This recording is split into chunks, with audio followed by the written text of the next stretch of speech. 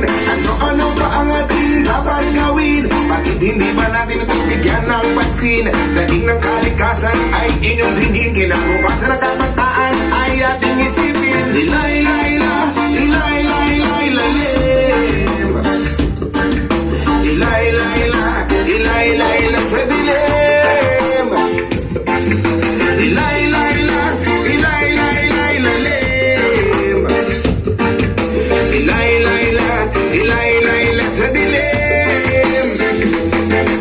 Maraming may ugaling magkalat ng sigarilyo, tumigil sa kalsada walang pakina parang aso. Mahilig sa pagkain kung saan-saan ang tapon, daanan ng tubig ay may kalawang at barado. Kaya wag magtaka kung tumulan merong baha, kaya wag mag-isip kung ang syudad merong daga. Sa pagbabago tayo sama-sama magsimula, at pagdating ng panahon tayo